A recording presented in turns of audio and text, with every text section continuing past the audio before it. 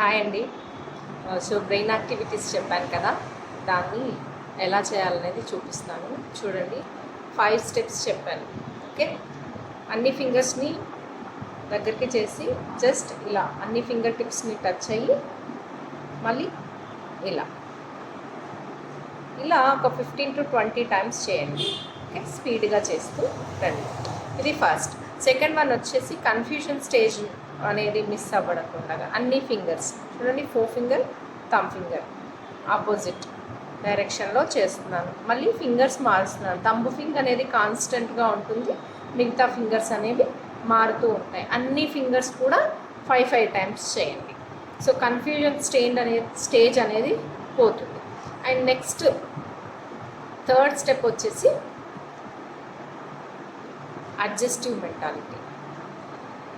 చూడండి, clock wise, anti clock wise, clock wise, anti clock wise, clock wise, anti clock wise, clock wise. ఈ fingers మళ్ళీ close చేయాలి. Clock wise, anti clock wise. ఇలా ఆపోజిట్లో కూడా మళ్ళీ వచ్చి థంబ్ ఫింగర్కి ఎండ్ అవ్వాలి. ఇది థర్డ్ యాక్టివిటీ.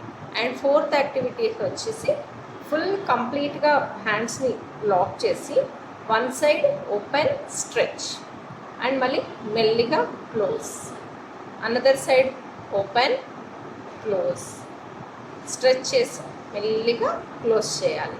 ఇది చేయడం వల్ల అనేది right brain and left brain రెండు కూడా యాక్టివేట్ అవుతాయి. అలాగే లాస్ట్, స్పాంటినిటీ, డిసిజన్ మేకింగ్లో వీక్గా ఉంటే ఈ యాక్టివిటీ చాలా చాలా బాగా పనిచేస్తుంది. నా left hand side thumb finger, ring ఫింగర్ని చేశాను. అండ్ నా right hand side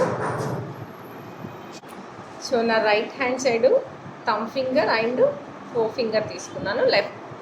right hand side ఏమో ఆపోజిట్, లెఫ్ట్ రైట్. చూడండి, లెఫ్ట్ హ్యాండ్ ఏమో right finger 4 finger and right hand thumb finger and little finger. So మళ్ళీ ఫింగర్స్ని మారుస్తున్నాను,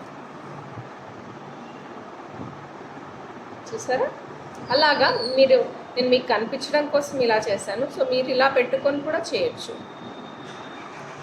సో ఇది decision మేకింగ్లో చాలా, ఇలా వస్తే రాంగ్, ఇలా వస్తే కరెక్ట్ ఎండింగ్లో. ఓకే, ఇది ఇలా చేయడం వల్ల మీ బ్రెయిన్ అనేది షార్ప్గా ఉంటుంది. అండ్ ఈ 5 యాక్టివిటీస్ అనేది కూడా రెగ్యులర్గా ప్రాక్టీస్ చేయండి.